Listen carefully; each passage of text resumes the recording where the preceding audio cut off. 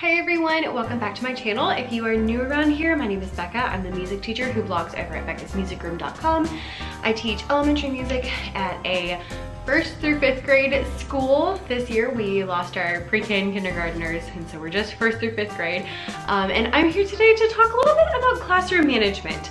I feel like classroom management is a really hot topic, like the beginning of the school year, and then again kind of in January. But if you have maybe been struggling, February is the time that things get extra hard. So if you have been struggling thus far with classroom management, or if you just think it could be a little better because the kids are starting to get a little bit crazy, I want to give you a couple of tips to help you out in your classroom, because if your classroom runs smoother, then you will just feel so much better. Your kids will learn better. Everything will be so much better.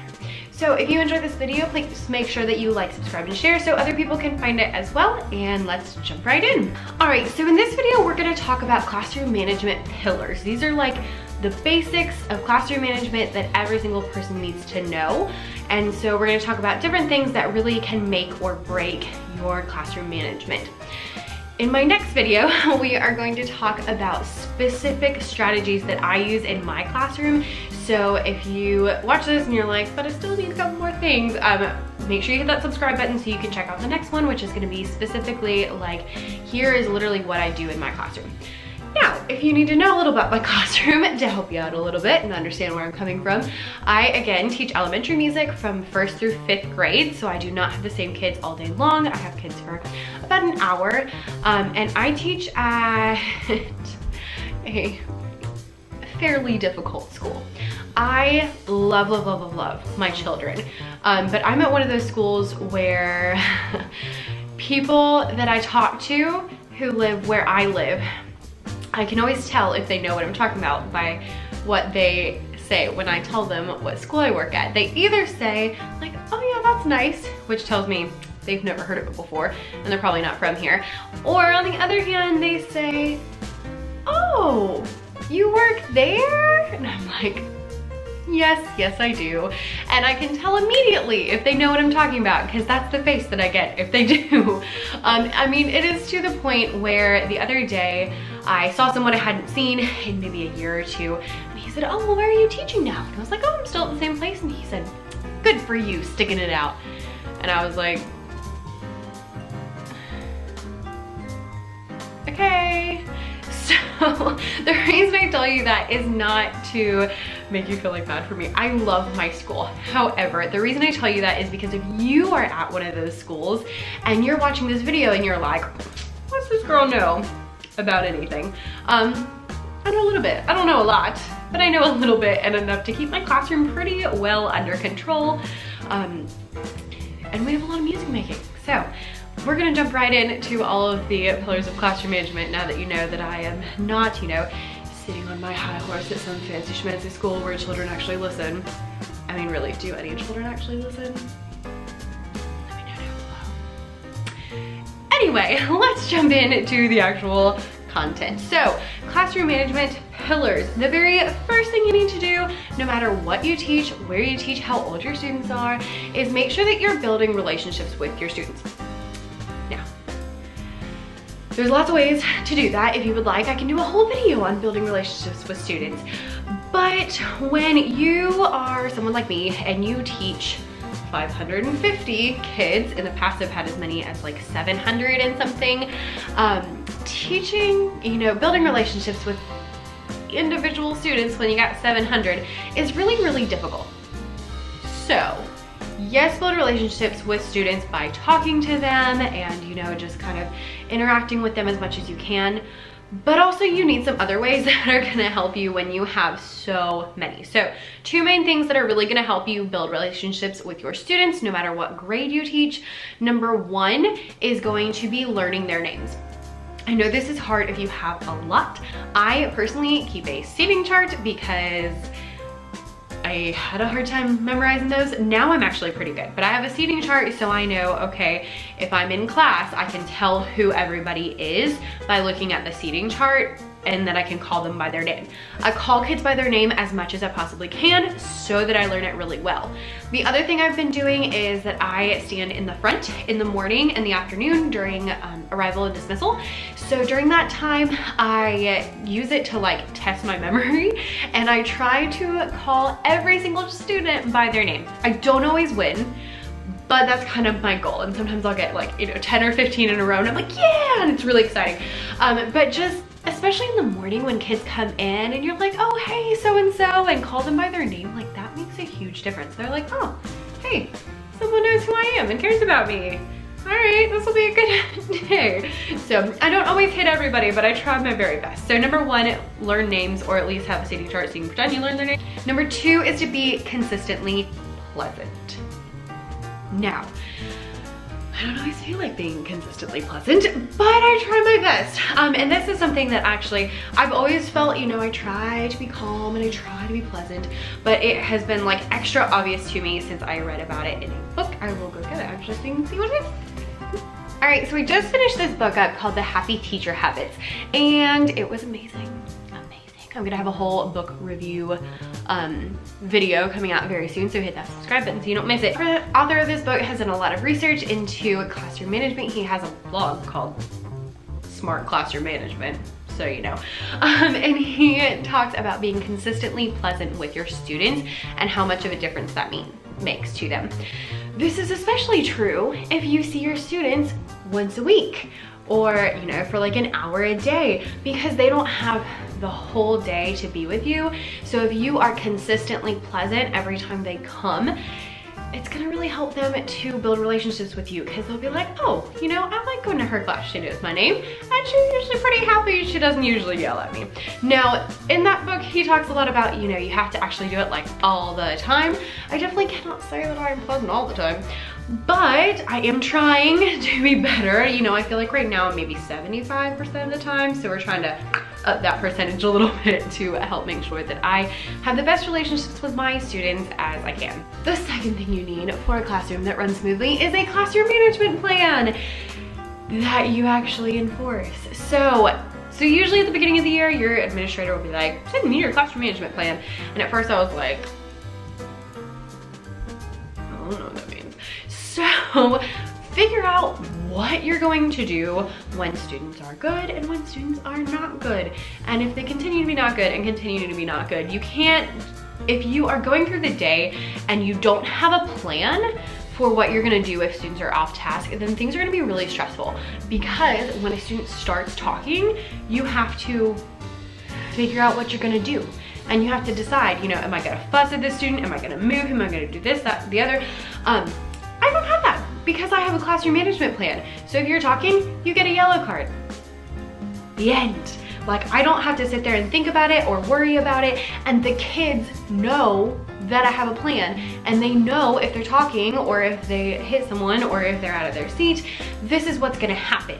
So they already know what's gonna happen because I have a plan and I explained it to them and they know what to do. And no one is confused. I'm not confused. I'm not stressed out trying to decide what I'm gonna do. They're not confused because they know if they do X, Y, and Z, X, Y, and Z is gonna happen to them. Now, sometimes I feel like teachers maybe want to try to be like a little extra nice and not do that parent phone call or not assign that detention, and this is a big mistake. And the reason is, if you are not following your classroom management plan, it's going to be worse. I've had days where I get to the end of the class and I'm like, oh my gosh, that was ridiculous. And then I think and I'm like, okay, well, who was ridiculous? What were they doing? And I have no answer. And the reason is because I did not do my part with my classroom management plan. I did not give them a yellow card. I didn't give them a writing assignment. I didn't call their parents when I should have. And I, trying to be nice, let some things slide that I shouldn't have, and it just caused me to be frustrated, them to be off task, and less learning to get done. It's also really important that you stick to classroom management plans, because especially older students will get very upset if you jump the gun a little bit.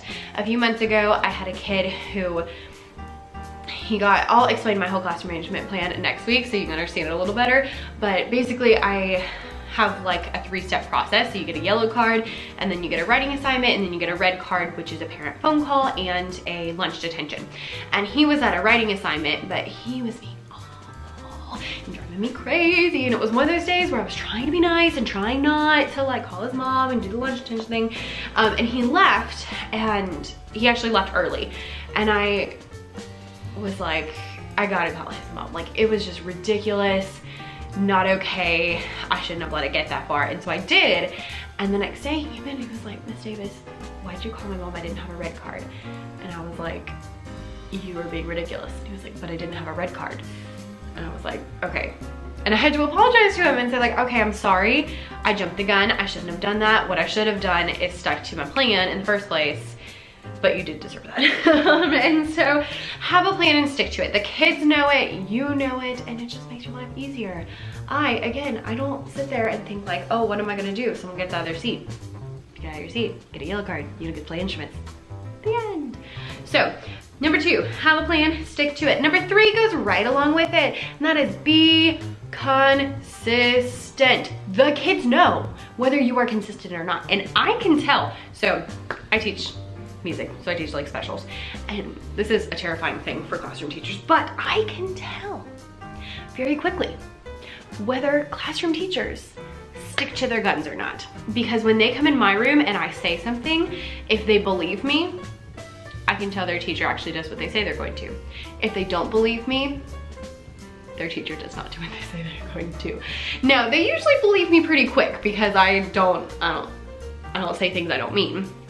But I can tell whether a teacher follows through or not. If you say, you know, I'm gonna call your parent, you have to call their parent. If you say they have to have detention, you have to give them detention. You have to follow through on your plans, because if you tell them you're gonna call their parents and then you don't, then now they know, okay, well, she's not gonna do anything, so I can do whatever the heck I want. It is. It also tells all the other students in the class that they can now do whatever they want, because so-and-so is, you know, getting up and running around doing all the things, and they're not getting in trouble. So be consistent. The kids know it, and end of story, right? Yeah. Number 4, this is something that is difficult, especially for new teachers, is explain everything in very precise details. This is something that I contribute the most of my success in, and that is that I explain things very, very thoroughly. So when we have activities, and I teach music, so we do a lot of moving around the classroom, dancing, this, that, and the other, and we don't have a lot of problems because I'm very clear about how we're going to move around the classroom and how we're gonna do this, that, and the other. So, for example, the other day we did an activity in 2nd grade with a rather rowdy 2nd grade class, I might add, and we were pretending to be a marching band. So I told him, I'm like, all right, we're gonna be a marching band now. And so we got into a circle and I said, okay, we're going to march around the outside of the carpets. We are not getting off of the carpets. We're not going in the middle of the carpets. We're going around the outside of the carpets. I'm looking for people marching to the beat like a marching band would. So we're marching on the outer edge of the carpets. We're gonna do the same thing as always. And so we go through all 4 of our rules, which are follow directions, be respectful, be responsible, and be a participant. And then I say, is it responsible to run? No. Oh, good. Is it respectful to hit people? No. Oh, okay, cool. Is it responsible to fall over the floor? No. Oh, good. So am I gonna see any of that? And they're like, no. And I'm like, great. I'm gonna see all my friends on the carpets on the outside being really patient, doing a great job, and marching to the steady beat. And guess what? They did. I even had like an extra teacher in there because there are, I told you, a very rambunctious group of kids. And he was like really amazed that they were doing what they were supposed to. And I didn't have a single child getting out of line and moving anywhere else, getting out of the carpets, hitting other people, because I was up front and told them what I expected in the first place. If you are not clear with your expectations, the kids will not be clear about what they're supposed to do, and they will not do it right. For example, I had a 1st grader. He's in 2nd grade now, but in 1st grade, when he first got to our school, it was like the 1st week or 2nd week of school, and this little child would not stay in his assigned seat. And I have like little dots on carpets that they sit in, and so I was like, and so he was like wandering around my room, and finally I was like, sit down. And the little boy was like up in the front of the room by my whiteboard and just sat down. And I was like, because I of course meant go sit in your assigned seat, but all I said was sit down. And he sat down, so he was correct. He did what I asked him to do. I was not clear with what I wanted him to do. And so, you know what I said? Thank you so much for following directions the first time. Could you go sit in your assigned seat now? And he did, because I was clear about what I meant. So make sure that you give really clear instructions. If you're doing, like if you're a music person, you're doing a movement activity, explain where is okay and where is not okay to go. How fast should we moving? What should I be doing with my hands? Should I be doing anything? If we're sitting and listening, or like if we read a book, we always talk beforehand about how your eyes should be on the board, or your eyes should be on the book, or your eyes should be on Miss Davis because I'm talking. And those little things that you feel like they should know, they don't. So the more clear you can be, even with older students, even with middle or high school students, the more clear that you can be, the better they will do. And number 5, this is my last tip for your classroom management pillars. Nothing beats a good lesson plan. I love listening to the Anna Krusek podcast, which is run by a girl named Ann Molesky. She's wonderful. I love all her content and her Instagram and her TPT store. Love her, I'll link her down below. But she always says the best classroom management plan is a good lesson plan. Which I'm kind of like, you obviously did not teach my children. But it's so true. If kids are bored in your class, they're gonna get rambunctious and they're gonna get off task because they're bored. When you get bored in a staff meeting, what do? You play on your phone, you talk to the person next to you, you don't pay any attention. Same thing with kids. If they're bored, they're not gonna listen, they're not gonna pay attention, they're not gonna want to do the right thing. So make sure that you are trying to create engaging lessons as much as possible. I know that some things are not the most exciting things in the world. Do your best. Go to Pinterest, look some things up.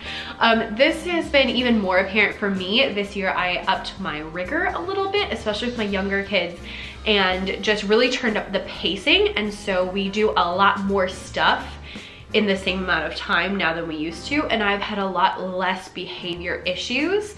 And I think a lot of the reason is because we have less downtime, because we are like zapping through everything. Each part of my lesson is very short, but we get through a lot and the kids are interested, because even if, you know, we're sitting and talking for 5 minutes, they know it's only gonna be a couple minutes and then we're gonna get up and sing a song, or we're gonna go play instruments, we're gonna do this, that, or the other. So even like my more boring parts of my lesson are not a big deal because they're shorter. So see if maybe you can go through more things in a class, add more fun things, instruments, make things instantly more fun, games, even if they're not like actual games, you just call them games, make things instantly more fun. So see if you can inject any of that, or just any time that the kids can be a little bit silly, you can be a little silly, it's gonna help.